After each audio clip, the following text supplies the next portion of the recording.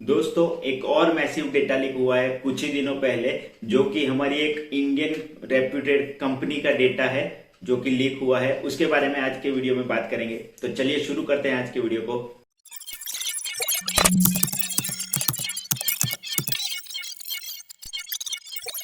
नमस्कार दोस्तों, मैं हूं देवांग और साइबर वर्ल्ड के सिक्योर सैटरडे सेशन के एक और नए वीडियो में आपका स्वागत है।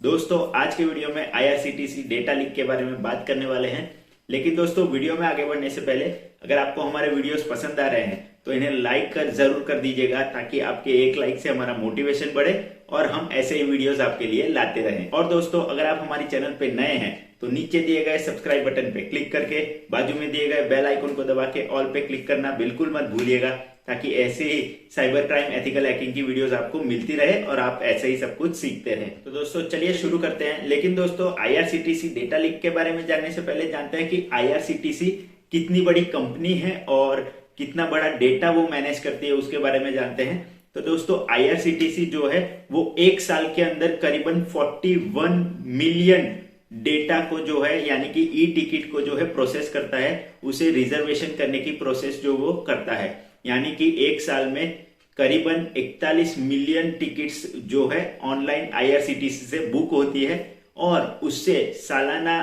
अगर माने तो फाइनेंशियल ईयर 21-22 के अंदर आईआरसीटीसी को 38.18 बिलियन का नेट रेवेन्यू हुआ था।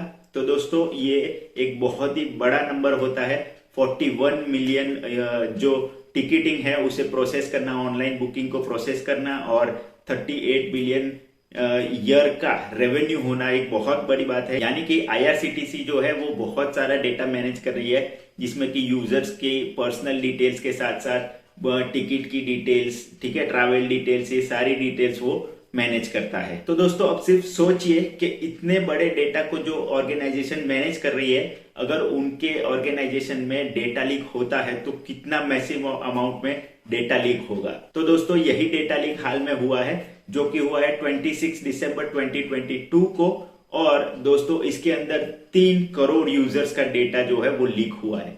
जी हाँ दोस्तों, आपने सही सुना, 3 करोड़ यूजर्स का डेटा लीक हुआ है आईआरसीटीसी के ऊपर। तो दोस्तों अब यहाँ पे ये बात आती है कि ये डेटा लीक किया किसने है, यानी कि कौन सा हैकर है जिसने ये डेटा लीक किया है, और कौन कौन सा डेटा जो है वो लीक हुआ है यूजर्स का, उसके बारे में बात करते हैं। तो सबसे पहले हैकर जिसने कि ये डेटा लीक किया है उसका नाम है शैडो हैकर, जिसने कि 3 करोड़ यूजर्स का डेटा, आईआरसीटीसी का जो यूजर्स हैं उनके डेटा को लीक किया है। और इस डेटा के अंदर उसने क्लेम किया है कि इस डेटा के अंदर नाम, डेट ऑफ बर्थ, ठीक है, फिर phone number, email address, address details, city, pin code, ये सारा डेटा उसने लीक किया हुआ है। यानी कि ये सारा डेटा उसने चुराया है। और उसके साथ साथ इतना ही नहीं दोस्तों, उसके साथ साथ उसने ये भी क्लेम किया है कि मुझे रिजर्वेशन जो टिकट है पीडीएफ, वो इनवॉइस पीडीएफ, फिर रिजर्वेशन जर्नी डेट की डिटेल्स,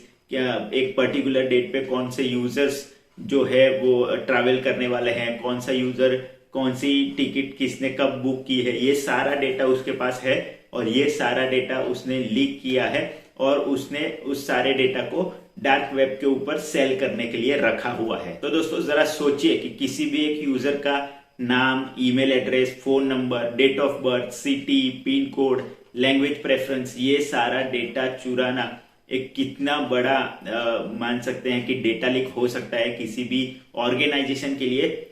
और यहाँ पे अगर आईआरसीटीसी की बात करें तो आईआरसीटीसी ये क्लेम करता है कि ये डेटा जो है वो उनके सर्वर से, यानी कि आईआरसीटीसी के जो खुद के सर्वर्स है उसके ऊपर से ये डेटा लीक नहीं हुआ है, उन्होंने ये कंफर्म किया है। और उनके कोई भी एक बिजनेस पार्टनर के पोर्टल या बिजनेस पार्टनर के सर्वर के ऊपर से ये डेटा लीक हुआ है, और उन्होंने अपने बिजनेस पार्टनर्स को ये इन्फॉर्म कर दिया है कि आप इन्वेस्टिगेशन करिए कि कौन कौन आप में से किसके सर्वर के ऊपर से ये डेटा लीक हुआ है। और दोस्तों आईआरसीटीसी ने ये भी कंफर्म किया है कि ये जो डेटा लीक है वो लेजिटिमेट है, यानी कि ये जो डेटा लीक हुआ है वो डेटा लेजिटिमेट आईआरसीटीसी का ही डेटा है, क्योंकि जो बुकिंग कंफर्मेशन और टिकटिंग उसके ऊपर से जो डेटा उन्हें मिला है उसके ऊपर से ये कंफर्म किया है उन्होंने कि ये आईआरसीटीसी का ही डेटा है। लेकिन उन्होंने ये बात डिनाई कर दी है कि ये जो डेटा है वो IRCTC के सर्वर्स पे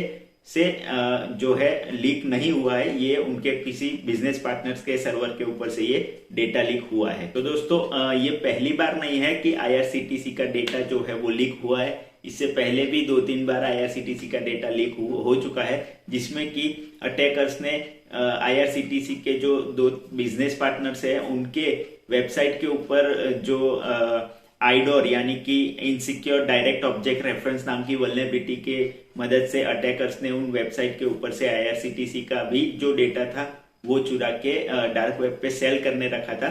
ऐसे ही किसी एक वल्नरेबिलिटी को फाइंड करके इस अटैकर ने इस बार यानी कि 26 दिसंबर 2022 को ये एक मैसिव डेटा लीक किया है, जो कि एक बहुत ही बड़ा खतरा हो सकता है हमारे लिए एज अ यूजर और IRCTC के लिए एज अ ऑर्गेनाइजेशन।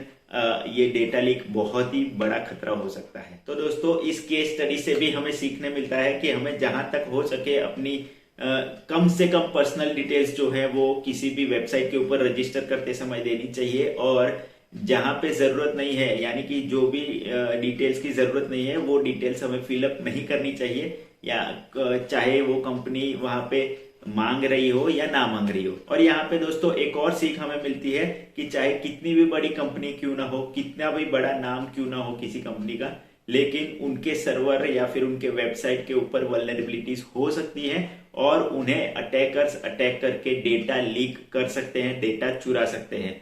क्योंकि अगर कोई कंपनी बड़ी है, उनका नाम बड़ा है, तो ये नहीं है कि उनका जो सर्वर्स है, उनकी वेबसाइट है वो सेफ है, वो हैक नहीं हो सकती, ऐसा नहीं होता है। तो दोस्तों आई होप कि इस IRCTC डेटा लीक के स्टडी के बारे में हमने जो बातें की, मैंने जो आपको बताया उसको जान के आपको कुछ नया सीखने मिला होगा, कुछ नया जानने मिला होगा।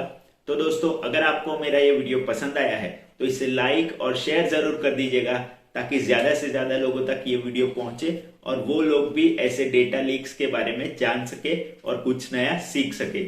और दोस्तों अगर आपको हमारे इस वीडियो से रिलेटेड कोई भी सवाल, कमेंट या फिर कोई भी सजेशन है आपके, तो आप हमें नीचे कमेंट सेक्शन में कमेंट करके जरूर बता सकते हैं। दोस्तों इसी के साथ मिलता हूं मैं आपसे अगले वीडियो में ऐसे ही एक और नए टॉपिक के साथ। तब तक के लिए goodbye, take care and as always be aware, connect with care.